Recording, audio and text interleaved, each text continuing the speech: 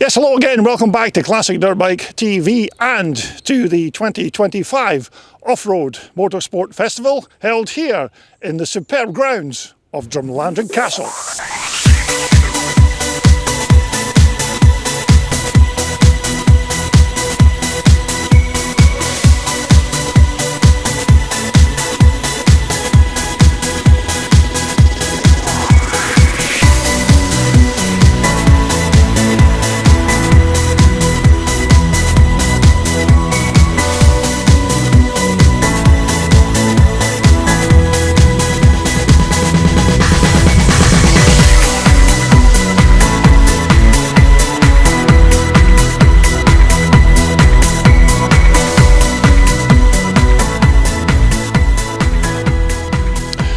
Yes, hello everybody, welcome back to Classic Dirt Bike TV, and as you can see we're out and about on our travels once again, and today we've made the journey from my hometown of Dunfermline in Fife to almost the Scottish borders at Thornhill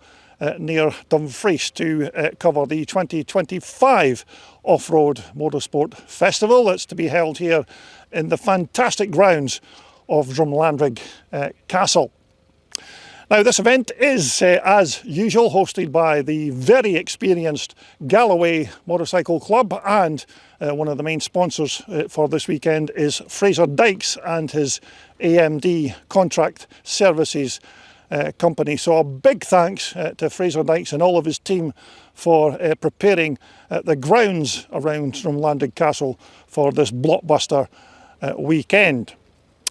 Now, as yet, I don't have a programme of events, but it'll mainly consist of the grass track this Friday evening, and we'll have 2 days of classic and twin shock racing on the Saturday and the Sunday. But of course, in between times, there's lots to see and do. There's lots of stalls and old road bikes to have a look at, and loads of other things like a farmer's market. And if you're in the mood, you can even take a tour of the castle itself, which you can see just behind me. So not only is there something for spectators and riders, there's something for the mums and dads and possibly even your granny as well. So as you can imagine, it's all happening here at Drumlanrig Castle. But before we get down to seeing any bikes on the track, let's take our first of 2 walks around the paddock and take a look at some of those very nice machines that are soon to take part in this 2025 Offroad Motorsport Festival.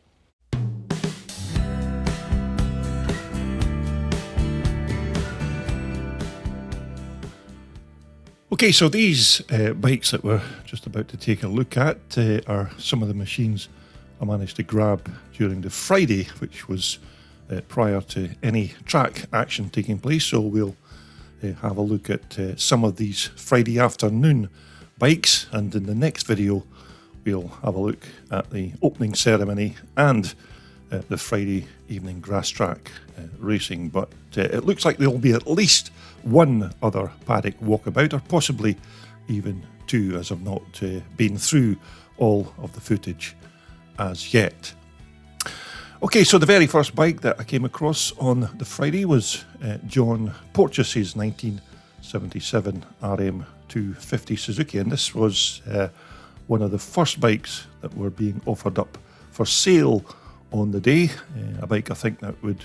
make a quite nice little starter machine if you wanted to have a go at classic or twin shock racing. And I do know that John does have a few bikes in his collection, and this vintage Suzuki is just one bike too many for John, so it's surplus to requirement, so he wants to move it on. Although I must say this old RM certainly looks like it's in quite good original condition. Now, I'm not saying that it's 100% authentic, of course, but for a 48-year-old dirt bike racer, it's in great nick for its year.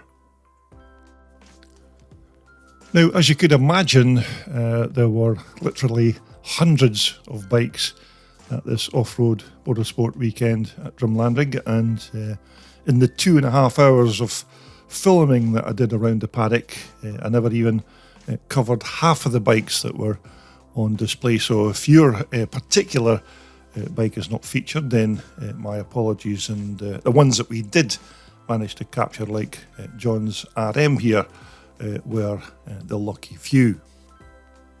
But as I said, John's RM is quite a good example of one of these RM250s, and as I remember, I think these were quite decent bikes for their time, and John appears to still have many of its original 77 parts that the bike came with from the factory in that year. And back in the day,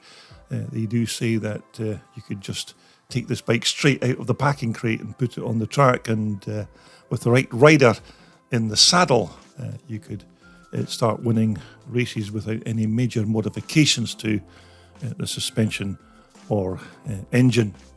And also, remember, I think these 77 RMs were designated the RM250 in that particular year. Although if you think that this is maybe something you might be interested in, then here's all the information that you'll need, complete with what I think is a decent asking price for a relatively original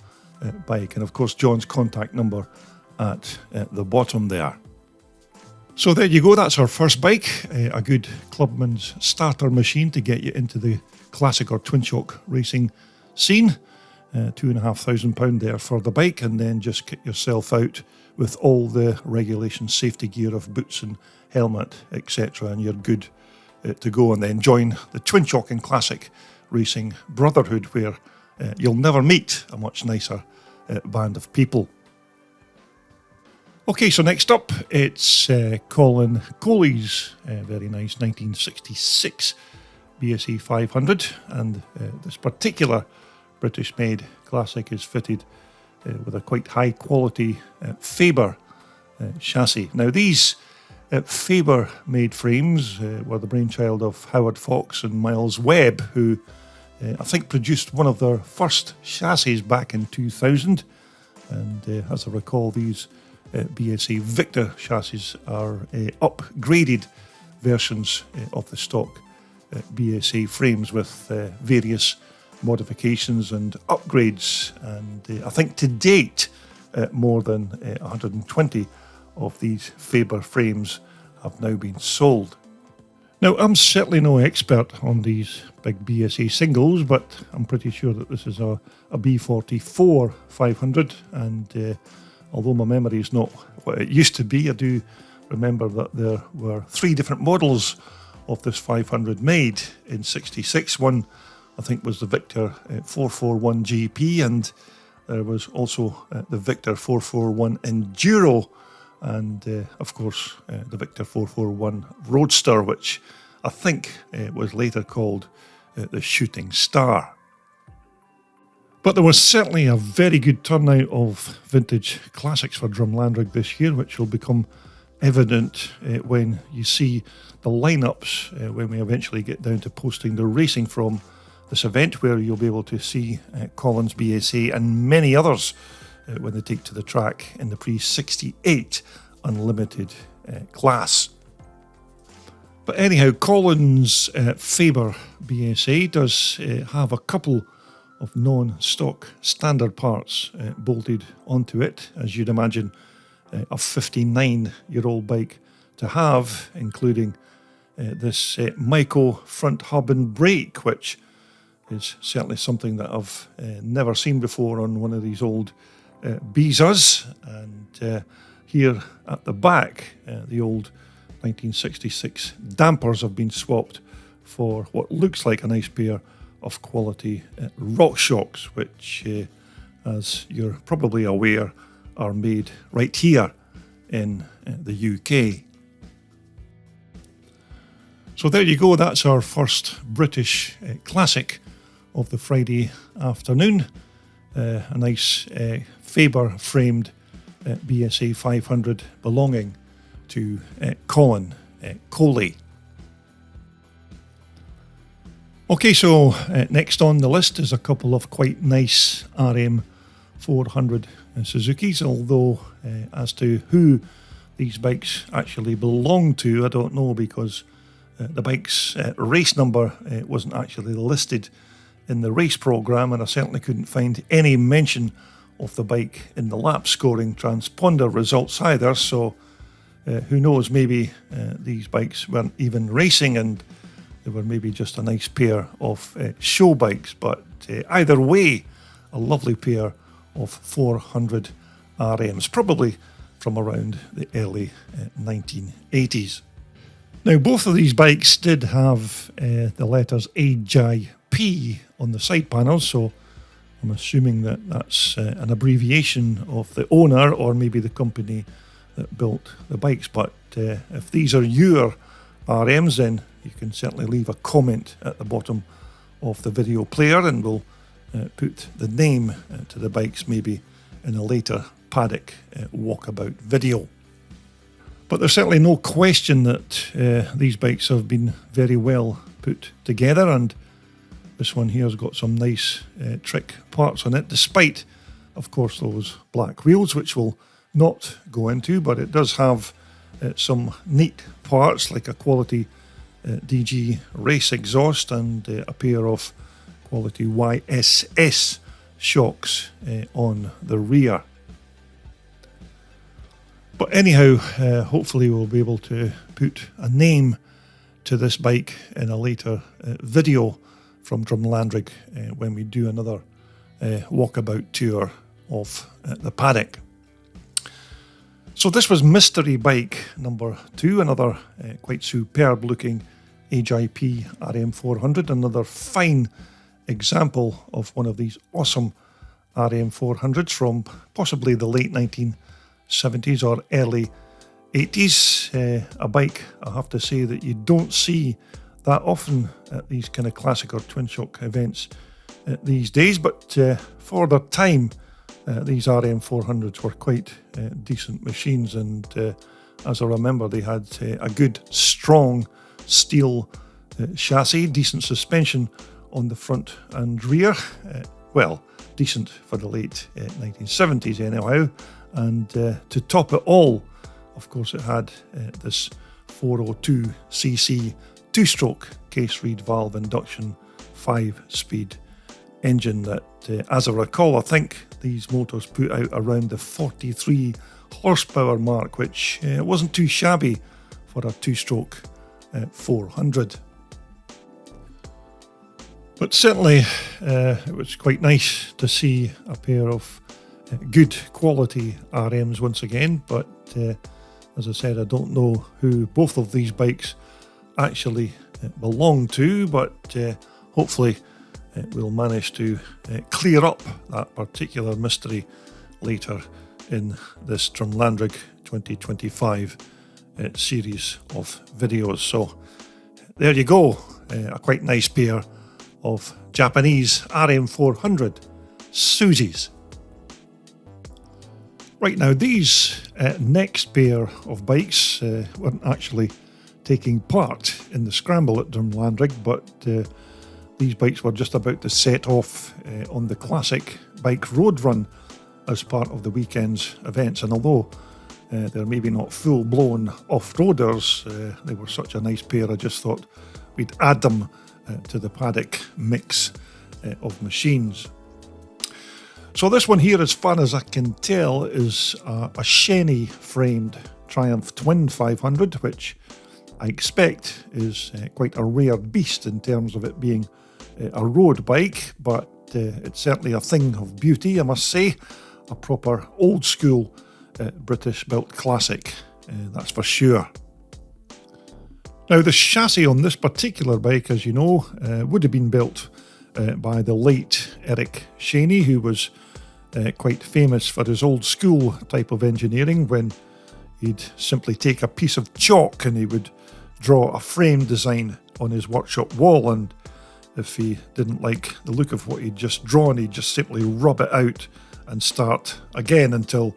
he was satisfied with a particular design. But this Triumph 500 here is certainly a little belter of a bike.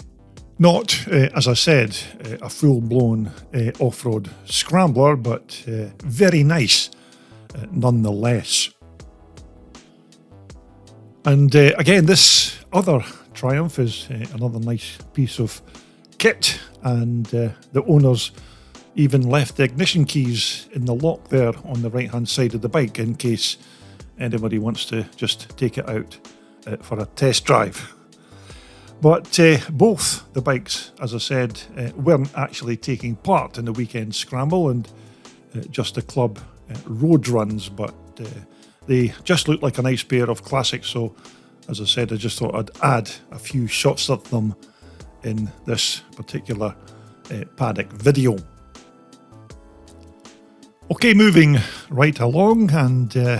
this time it's Wayne Partington's superb 360 or 380 CZ. Now, I'm saying that because I can't actually remember if Wayne told me it was a 360 or a 380, but he did actually tell me. It's just that there was so much going on the day, I just simply forgot. But my guess is that this is a 380, and I must say a fantastic looking piece of kit. A twin Porter CZ engine, of course, which is basically a single cylinder but with twin exhaust ports that lead onto an exhaust expansion chamber that runs down either side of the bike. Now, you do get some owners who do a kind of 2-into-1 pipe conversion on these engines, but Wayne's sticking by the original design of the two headers and the two pipes, because he thinks that these CZ two-strokers definitely work and breathe better using the factory's original design. And of course, not to mention, it does look a bit more aesthetically pleasing having the twin pipes running down either side of the chassis, so that when you do come up against this bike from the back, you'll certainly know that you're following a twin Porter CZ. So here in the engine department, it looks like Wayne's had some Cerakote coating done on this ignition side of the motor, which is becoming very fashionable now on these old race bike engines, and I think it's much the same procedure that's been carried out on this clutch side as well. But surprisingly, Wayne appears to still have the original gear shifter on his CZ motor, and he hasn't as yet opted to go for the new linkage upgrade conversion. But as I've said many times in the past, these old CZs do make an excellent classic or twin shock race bike if you fancy giving it a go, because they are relatively light to chuck around the track. They're very quick with an excellent chassis, and what's more, parts and upgrades are in plentiful supply, so there's virtually nothing you just can't lay your hands on with regards bits and pieces to keep these Czechoslovakian bikes running on the track. And this particular bike of Wayne's is a prime example of some of the parts and the components that you can find to make your old Czechoslovakian racer look and run a lot better. So there you go, that's just a very quick look at Wayne Partington's Czechoslovakian CZ, another bike to look out for when we eventually get around to posting all the racing highlights from the Saturday and Sunday. Right, so next up we have Graham Carruthers', I think it's a 1980 RM250, and this was another one of the many Suzukis that was scattered around the Drumlanrig paddock, and once more, this is a nice example of one of those early 1980s 250s. And as I remember, I'm pretty sure that these 1980 RMs were designated the 250 T, but as to why Suzuki did hang that particular letter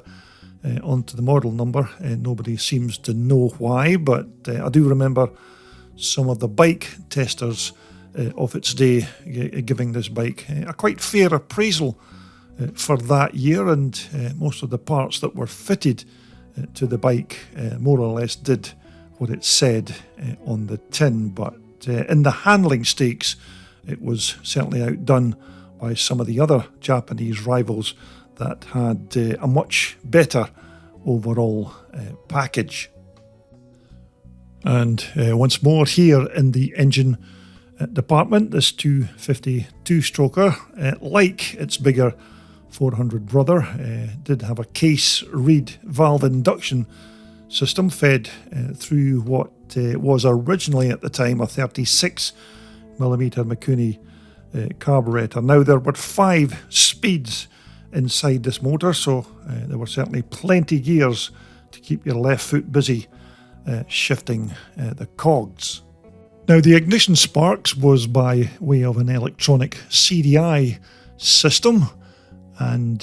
here on the clutch side of the engine we had a stock standard wet oil cooled multi-plate affair, which it was pretty much the stock standard setup on most of these Jap scramblers from that time period. Now, as we make our way onto the back of our Suzuki 250, now in 1980 it probably would have been a pair of KYB shocks fitted to this bike in that year, but as you can see, Graham's now got himself a pair of decent quality piggyback units, which will be a big improvement over the KYB originals. Anyhow, Graham's bike still appears to have the original extruded alloy box section swing arm, but it does look like the original wheels have been changed for a nice pair of these SM Pro Platinum Gold anodized rims, and thankfully he's chosen gold coloured rims, which do look good on this bike, so at least he's avoided the temptation of going for black wheels, which strangely appears to be the fashion nowadays when it comes to putting brand new wheels on an old dirt bike. So again, what we have here is another quite good looking, fairly original bike of Graham Carruthers, another example of the many Suzukis that we're going to cover as we continue to meander through the Drumlanrig paddock. So if you're into your old RM twin shockers, then we've certainly got some belters for you still to come, so stay tuned. Now, this was another old timer that I came across on the Friday afternoon. I'm talking about the bike here and not Keith Plumtree, the actual rider, but this is his 1964 Jawa Matisse 500, and this vintage stallion is one of those Matisse built chassis with that big lump of a methanol burning Jawa 4-stroke engine inside. And Keith's Big Jawa is another one of the vintage race bikes that will be taking part in the pre-1968 Unlimited class, so he'll be up against some quite fast bikes and riders in that particular formula, because we've got every kind of bike taking part, from the relatively smaller 250s right up to the 650 Triumph Twins, and I think we've also got a Jap 620 belonging to Sam Alderman in that class, and of course not forgetting Cecil Pearson and his 8 Rickman and Harry Stitt frame Japs that he's brought over from Northern Ireland. So as you can imagine, Keith's certainly got some tough competition in that pre-68 Unlimited class. So you can look forward to seeing Keith on the Big Jawa taking on some of the other vintage classics when we eventually get around to posting all of that racing highlights footage. Now, parked up next to Keith's lovely Jawa is a bike that I do remember from about 11 years ago when I first spotted it at the Robbie Allen Memorial Scramble in Scotland back in 2014. And this is Matty Taylor's MTS Jawa 500, or MTS for Matty Taylor Special. But from what I remember on the day, Matty told me that this bike here had a Mark Janik built chassis, or Mojo chassis if you want to use Mark's trading name. And Mark actually used to work for MRD Matisse in the 1990s, and I think he worked there for more than 11 years. And I think during that time Mark had built some 400 Matisse chassis before eventually going on his own and forming Mojo Motorcycles back in 2007. So as you can imagine, these Mark Janik or Mojo chassis and rear swing arms are very good quality, and as you can see, these have also been nickel plated as well. Now, to power that Mojo chassis around the track, we've got this methanol fueled Jawa 500 monster 4-stroke motor with that little external oil pump there that you can see on the right hand side of the crank part of the engine.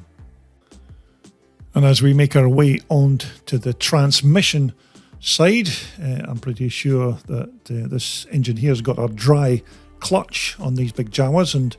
to provide the sparks for engine ignition, we've also got one of those old school magnetos there at the front of the motor. So without doubt, we've got ourselves another high quality racer here, run on methanol rather than regular petrol, because the methanol does make a little more power, and it also makes the engine run a degree or two cooler than regular gas. Plus it also helps to stop pinking or pre-ignition, which is something that was very common with these long stroking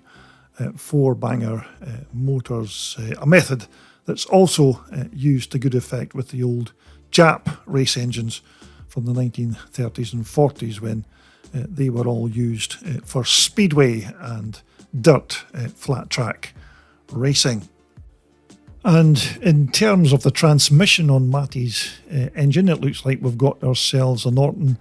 AMC unit, which is probably a 3 or 4 speed gearbox. And this tank here looks like it might even be a BSA Victor alloy unit that's been painted in this very nice shade of black. So anyhow, now that I've rekindled my enthusiasm for Matty's MTS, we might even put this in my portfolio for later in the year, where we could maybe do a much better feature on this bike, where we could maybe look at it in a bit more detail. So this is maybe something that we could put on the back burner for the winter when the 2025 racing season is all completed. So there you go, a very nice pair of classics there. That's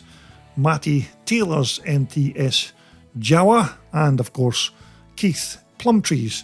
vintage Jawa Matisse. So next up, it's the turn of Albert Britton's very nice 1972 Spanish Ossa 250. This is another timeless old classic, but of course not fully original as you'd expect on a 53-year-old bike, because this one here has got a different colour scheme from the original Spanish 1972 paint scheme, but nevertheless another lovely bike that you almost never ever see these days. So this is a rare treat for the eyes, because this isn't just a show bike, because Albert will be putting this machine on the track in the pre-1974s up to 250cc class on both the Saturday and in the Sunday's race programme. So, as you can see, Albert's little Ossa is powered by this quite simple two-stroke engine, which, it has to be said, wasn't the most powerful for a dirt bike motor of its day, but it was still good enough if you held the throttle open and worked it hard. Now, in this featured video, we're only going to take a brief look at this bike because I've already added this one to my winter list to do a full feature on later this year. So Albert's going to put some details together and send them out to me. So that's another story that you can look forward to hearing and seeing on Classic Dirt Bike TV later in 2025. So, although at this point in the proceedings I've not been furnished with any history or background on this bike, I'll certainly have all of that information to hand when we put together that particular feature. But back in the 1970s, it was bikes like these Spanish Ossas and Bultacos, Husqvarnas and Maicos that were the bread and butter of the scrambling scene in that era, which of course is just before the Japanese then flooded Europe with their Hondas, Suzuki's, Kawasaki's and Yamahas, which, to be fair, were certainly better built than many of the European manufactured bikes. And because the Japanese bikes were much faster and in almost unlimited supply, then it wasn't going to be long before riders were trading in or selling their old European brands so that they could get their hands on the latest pocket rocket of the day. And it was smaller concerns like Ossa who just couldn't compete with the Japanese on their price and volume of machines, and so they eventually went to the wall. But it's nice to see and take a look at one of these rare Ossa bikes once again. But as I mentioned earlier, we will be doing a full feature on this Albert Britain bike later in the year, so keep your eye out for that when we eventually post it on Classic Dirt Bike TV. Now, as you'd expect, there were plenty German Maicos taking part in this year's Offroad Motorsport Festival weekend, and this Terry House 1981 490 was another one that was being offered up for sale, although unfortunately there were no contact details or prices posted with the for sale sign that was sitting on this bike. Anyhow, Terry was racing a 490 Maico in the pre-1984 over 50s class, and I don't know, but this might even be that same bike. But if you're looking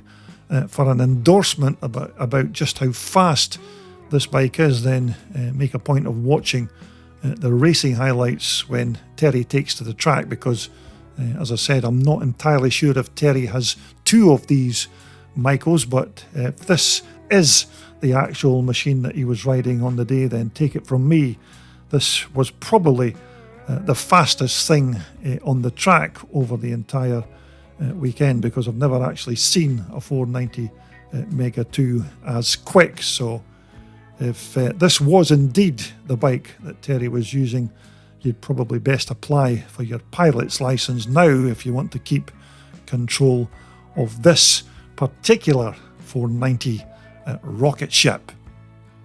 Nonetheless, I must say this is a very tidy example of the iconic Mega 2, and in its way it's a living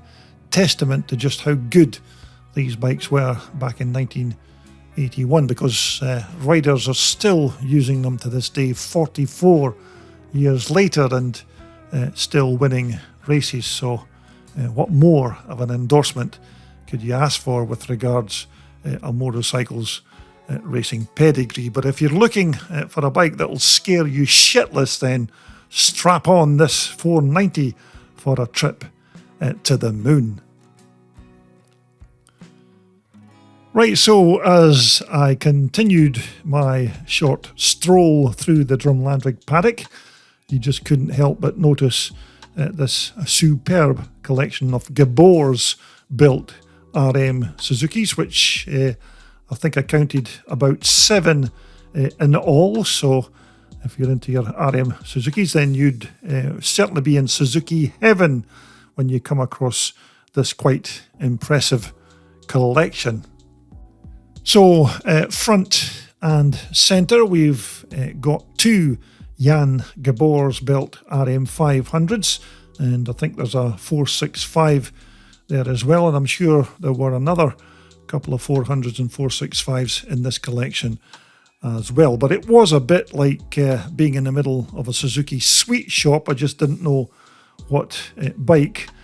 to film first. But let's start with these 2 at the front, which I'm pretty sure is a 500 on the left and a 400 on the right. But this big 500's an impressive looking tool, and if I can remember what I was told on the day, this bike here was actually ridden by the legendary Werner de Witt at Farley Castle back in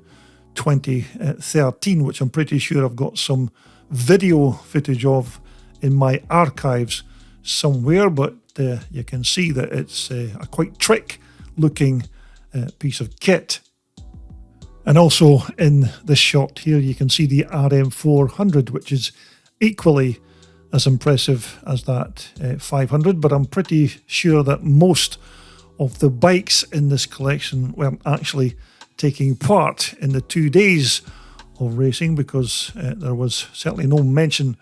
of these number 99 bikes in the race program or even the lap scoring data at the end of the day. So I'm assuming that these were just a collection of show bikes, and as I said, what a nice assortment they were, because they did certainly attract quite a lot of attention over the course of the 3 days of Drumlanrig. So I never actually got any details or specs of all of the RMs that were on display, and I'm guessing that the motors on all of these bikes weren't stock, because I expect if Jan Geboers put them all together, then the motors and even some of the bike's other parts will have had the usual upgrades or improvements. So you can almost guarantee that these RM two-stroke engines will have been fettled to the max just to try and squeeze every single cc of power that you can muster from these Suzuki engines. But I could have spent hours filming all of the bikes in this collection, but I had to limit my time so that I could catch as many bikes in the paddock that I could on the Friday afternoon. But the big 500 and this 400 here were certainly a standout pairing. But nevertheless, there were another nice pair of Suzuki's undercover, and again this RM400 here was actually listed in the race programme as Richard Tapscott's machine, although it was listed as an RM250, but then again there were so many bikes in this collection here, so Richard could quite easily have had a smaller 250 tucked away in a corner somewhere. But yet again, another impressive looking bike with more good quality parts bolted onto it. And even when this bike was originally factory made, which was probably about 1979 or 1980, even in their stock standard trim, these were quite good bikes straight out of their packing crates. And when it came to these RM400 engines, These were excellent power plants, as I remember, and generally reliable. And if you were a top rider on one of these RMs back in the day and you knew how to ride them, then these 400 could certainly keep up with the much bigger open class machines and give them all a good run for their money. And as you can see, this particular RM's fitted with a high quality PSV exhaust expansion chamber to replace what would have been, of course, the original Suzuki items. And these parts here again are very well made and manufactured in Belgium. But I certainly could have spent a lot more time filming this assortment of Jan Geboers racers, because it seemed that each one was a lot more impressive than the last. But we will take another look at this particular collection of RM Suzukis when we do our Sunday paddock walk around. So definitely look out for that coming up later in this Drumlanrig series of videos. Right, so just to conclude our first walk around the paddock from Drumlanrig Castle, we're going to take a look at a few Hondas of Ben Braddock's, and first up it's his 1980 CR480, an absolute rocket ship of a machine. Anyhow, when I first started filming this particular 480, I just assumed that it was another big bore 480 Honda twin shocker until Ben then refreshed my memory, and as it turns out, I do know this bike very well, because this 480 was one of two 480 Hondas that were built by Phil Denton Engineering for the American twin shock racing team, and this one here was ridden by none other than Chuck's son at Farleigh Castle in 2012. So the story goes that Phil Denton Engineering were commissioned to build 4 bikes for Team USA, which consisted of 2 250s and 2 480s. And in this picture here, you can see all 4 of those bikes prior to taking to the track at Farleigh Castle in 2012. And in Ben's case, his 480, as I said, was ridden by Chuck's son. And here's the man himself posing with Ben's 480 12 years ago, which of course looks slightly different now after all those years. And when you take a look at the bike now in 2025, you can see that Ben's kept the Denton Honda in quite good condition, considering he's probably been racing it every other weekend. But of course, all 4 of those Phil Denton Hondas, including these 480s, weren't actually original bikes at all, because Phil Denton Engineering had a container load of second-hand Honda parts shipped over from the USA, where they then set about refurbishing and repairing all of the components to build the 4 machines. And as you'd expect, when they were all done, they were even better than a new bike from the Honda factory. So I must say it's quite good to bump into this big 480 again, and according to Ben, he says he can't praise this bike enough, because he says it's been a fantastic bike to ride, and as far as I know, it's been very reliable. So Phil Denton and his crew at PDE certainly appear to have put them together very well. Now, of course, these CR480 two-stroke engines would have originally sat inside a single rear monoshock chassis, which I think would have been about 1982 or 83. So once again, the Denton team modified the later chassis to enable it to take the two twin shocks at the rear. So we've certainly got a bike here with a little bit of history and good pedigree, and of course one that's been raced around the hallowed ground of Farleigh Castle by the great American racing motocross legend Chuck Son.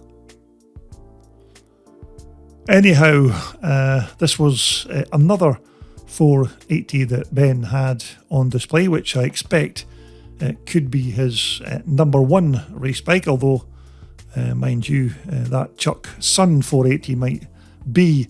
Ben's preferred mount, because he didn't actually tell me on the day. But one thing is